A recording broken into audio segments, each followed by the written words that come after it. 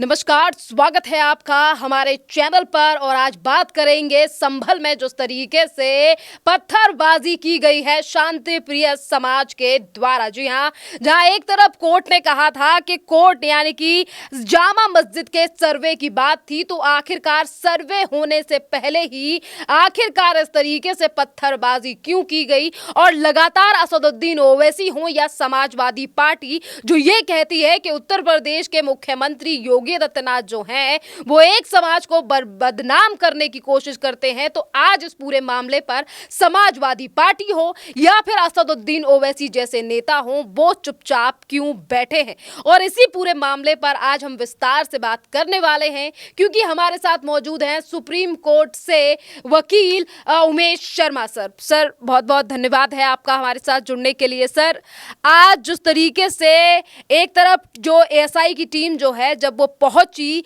जामा मस्जिद के अंदर खोजबीन करने के लिए, जांच करने के लिए, तो इस जांच से जो है वो इतनी ज्यादा दिक्कत जो है वो यहाँ के रहने वाले लोगों को क्यों हुई, और इस पत्थरबाजी पर आप क्या कहेंगे, और क्यों कुछ राजनीतिक पार्टियां इस पूरे मामले पर चुप्पी साधे बैठी हैं जब पुलिस वालों को घायल किया गया है। देखिए, ये बड़ा ही दुर्भाग्यपूर्ण है और इसको आप विश्व के जो घटनाक्रम है जिसमें हमास का नाम मैं लूँगा उससे जोड़कर देखेंगे तो आपको बड़े आराम से समझ में आ जाएगा। एक कोर्ट की कार्रवाई हुई, कोर्ट ने लोकल कमिश्नर अपॉइंट किया, एएसआई की टीम जाएगी, लॉयर जाएंगे और वहाँ सर्वे होगा, सर्वे की रिपोर्ट जाएगी। ये एक कानूनी प्रक्रिया है जिसका जो कि संवैधानिक है और संविधान के अंतर्गत होती है। इसके पहले भी कई जगह हो चुकी है, सब जगह होती है और इसका सम्मान करना चाहिए। वो सम्मान करने की बजाय कुछ जो घटिया लोग हैं, खासकर जहाँ जो वहाँ पर जो लोगों ने जमावड़ा किया, जिन्होंने भीड़ लगाई, भीड़ तंत्र बनाकर पुलिस को परेशान किया, सर्वे की टीम को धमकाया, पथराव किया, तो ये कानून का कितना सम्मान करते हैं, संवैधानिक व्यवस्था का कितना सम्मान करते हैं, ये आपको दिखाई दे गया। अब हमारा लोकतंत्र वहाँ पर भीड़ तंत्र के रूप में ही दिखेगा आपको कि हजारों लोग इकट्ठे हो गए और सर्वे नहीं करने देंगे, ये नारे लगाए हैं। अब इसको आप देखेंगे विश्वक्रम में जो हमास द्वारा जो किया जा रहा है कि भीड़ पहले हमला कर दो, ये कर दो, उसके बाद जब आप घिर जाओ तो आप कहने लगो कि जी मानवता के ऊपर अत्याचार हो रहा है, ये हो रहा है, वो हो रहा है। तो यहाँ भी कानूनी रूप से एक प्रक्रिया चल रही थी, उस प्रक्रिया में आपको भाग लेना था। आप कानूनी लड़ाई लड़ सकते हैं, जिन किसी की ओर से विरोध करना है वो कोर्ट में जाकर पार्टी बन जाएं और बताएं कि ये हमारी जानकारी में हमने जो सर्वे किया था, या आज से 100 साल पहले, 200 साल पहले हमारे पूर्वजों ने जो सर्वे कराया था, उस सर्वे में ये रिपोर्ट है, ये जगह ऐसी थी, यहाँ पर कोई मंदिर नहीं था, मस्जिद था। तो ये तो कानूनी चीज़ें हैं। अगर कानून मान देता है कि वहाँ पर मंदिर था तो आप कुछ भी नहीं कर सकते, आप कानून को अपने हाथ में नहीं ले सकते। जैसा अयोध्या में हुआ, वहाँ पर मंदिर था तो मंदिर बनेगा, इसको कोई रोक नहीं सकता। अब इसको लेकर जो वहाँ के विधायक महोदय हैं, उन्होंने भीड़ जमा की, पुलिस टीम पर अटैक कराया और उसमें पुलिस वाले भी घायल हुए, लोगों की भी, जनता जो सीधी सादी जनता है उनको भी पता नहीं चला, कुछ मौतें भी हुई और कोर्ट की कार्रवाई में डिसरप्शन करने की कोशिश की गई। तो ये बहुत ही दुर्भाग्यपूर्ण है और विधायक महोदय पे जो मुकदमा बना है वो बनना चाहिए।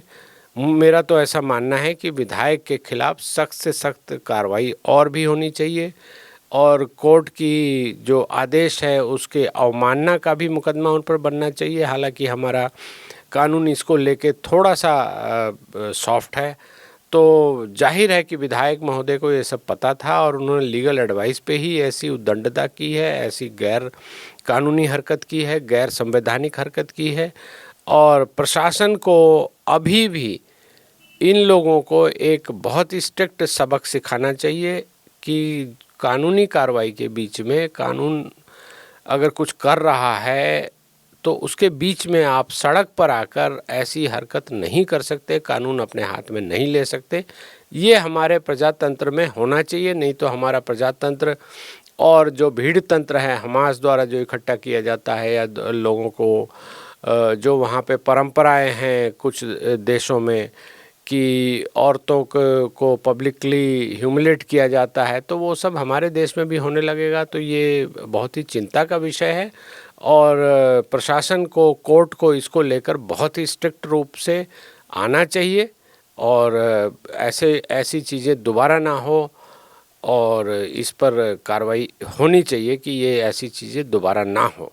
सर, इसी पूरे मामले पर उत्तर प्रदेश की पुलिस जो है वो लगातार जांच कर रही है और ऐसी ऐसी चीजें भी सामने आई हैं कि लोगों ने इस पत्थरबाजी के लिए पहले से प्लानिंग कर रखी थी, प्री प्लानिंग कर रखी थी। जिस तरीके से बड़े बड़े पत्थर मिले हैं और इसी के साथ चाहे फिर संभल के सांसद हों जो समाजवादी पार्टी से आते हैं या विधायक हों, इन लोगों के ऊपर भी FIR दर्ज हो चुकी है और इसी के साथ 400 से 700 लोगों की छानबीन यानी कि पुलिस ने जो है वो चिन्हित किया है इन लोगों को। फिर इस पूरे मामले पर समाजवादी पार्टी के जो अखिलेश यादव हैं, जो प्रमुख हैं, वो ये कह रहे हैं मुद्दा भटकाने के लिए ये सब किया जा रहा है।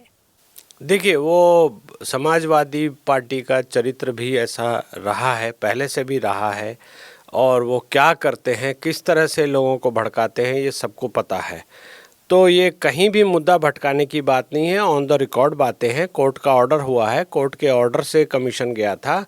तो भटकाने की बात है तो आप ये बोल दीजिए कि आदेश में ये गलत है और ये न्यायाधीश को नहीं करना चाहिए था और उनको दिखाना चाहिए। वो सिर्फ अपनी रोटी सेंकते हैं, झूठे झूठे पब्लिक में स्टेटमेंट देते हैं, सोशल मीडिया पे स्टेटमेंट देते हैं, गलत गलत ट्वीट करते हैं, उसके बाद वो छुप जाते हैं, भाग जाते हैं।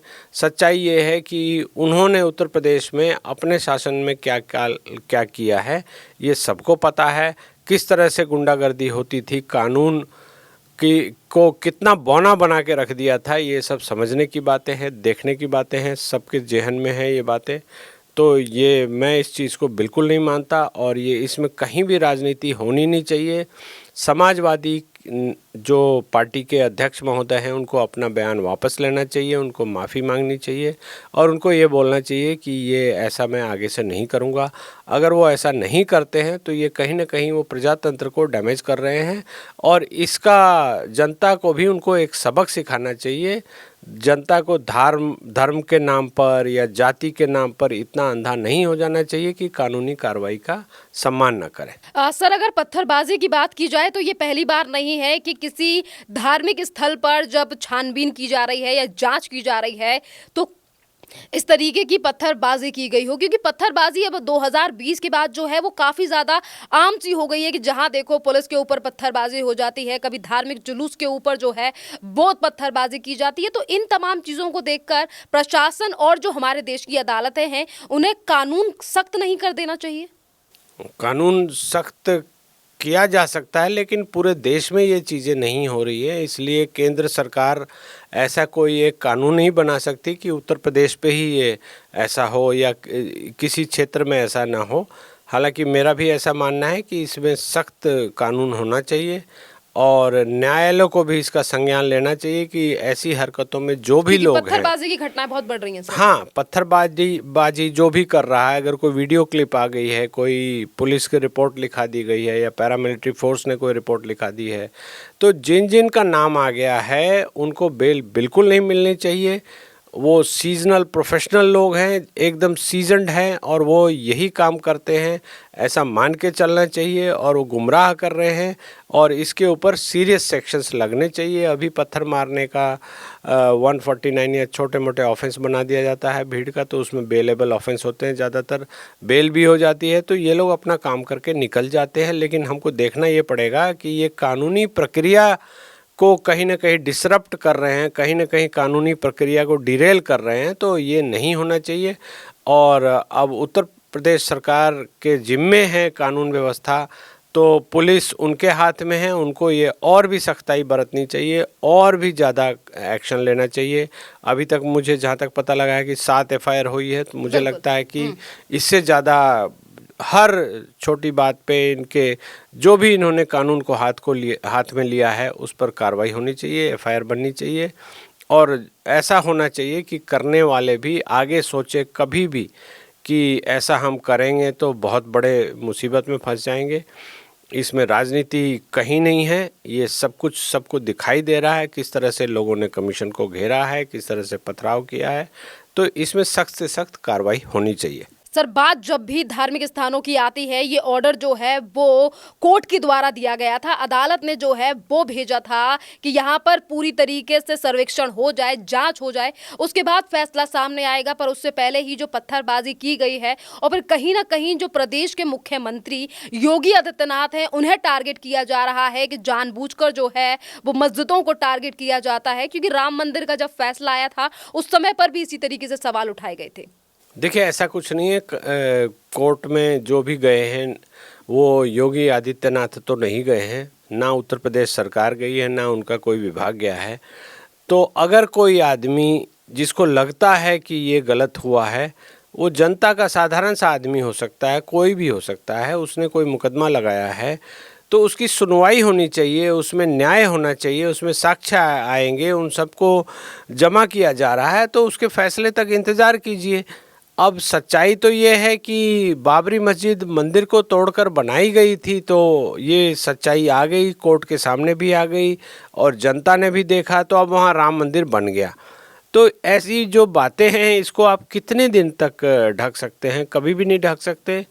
आप जो भी करेंगे वो सब पकड़ा जाएगा। मैं पहले भी बोल चुका हूँ, अभी भी बोलता हूँ कि हमास ने क्या किया है जो इज़राइल के एरिया में, इज़राइल के आसपास या बेरूत में, उन्होंने हॉस्पिटल के नीचे अपने वॉर रूम बनाए हैं। हॉस्पिटल या जो सरकार का ऑफिस है, बच्चों का स्कूल है, उसके नीचे अपने छुपने की जगह बनाई है।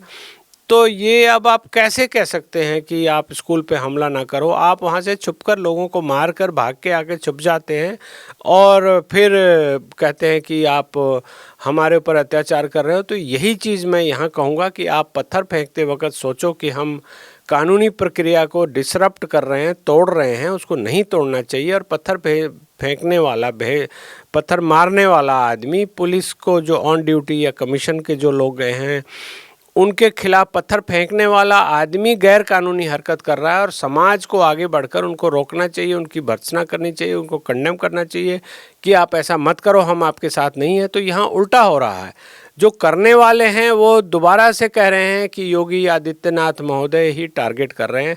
सच्चाई ये है कि आप ऐसे कामों में उलझे हैं और आप ही कानून को तोड़ रहे हैं, आप ही गैर संवैधानिक हरकत, गैर प्रजातांत्रिक हरकत कर रहे हैं और आपके पास कहीं कोई अधिकार नहीं है इस तरह की हरकत करने का और ऐसा बोलने का। तो जो भी रीजनल पार्टीज़ हैं, खासकर समाजवादी पार्टी या दूसरे लोग, वो इस तरह की जो चुनावी रोटियां सेकते हैं या राजनीतिक रोटियां सेकते हैं, उनको तो पता चल जाना चाहिए और जनता को भी इस चीज़ को गौर से देखना और समझना चाहिए। बहुत बहुत धन्यवाद सर, आज हमसे जुड़ने के लिए। देखिए, जैसा कि उमेश सर ने बताया है कि आज जो लोग उन्माद फैलाने की कोशिश कर रहे हैं या जिन्होंने पत्थरबाजी की है, कहीं ना कहीं उन लोगों ने अपने ही पैर में कुल्हाड़ी मारने का काम किया है, क्योंकि सर्वेक्षण करने आई टीम जो है वो पूरे प्रूफ जो है वो अपने साथ ले जा चुकी है। पर प्रशासन के ऊपर पत्थरबाजी करना और जिस तरीके से पत्थरबाजी कर और प्रूफ जो प्लानिंग की गई थी, जिसके तहत समाजवादी पार्टी के विधायक और सांसद के ऊपर भी अब आंच आ पहुंची है, जिससे अब मुश्किलें समाजवादी पार्टी की भी बढ़ेंगी उन तमाम पत्थरबाजी करने वाले लोगों के साथ। खैर, ये जो सर्वेक्षण हुआ है और जो पत्थरबाजी की गई है और ये जो बौखलाहट कुछ लोगों की सामने आई है, इस पर आप लोग क्या सोचते हैं? आप भी हमें कमेंट कर जरूर बताइए। धन्यवाद।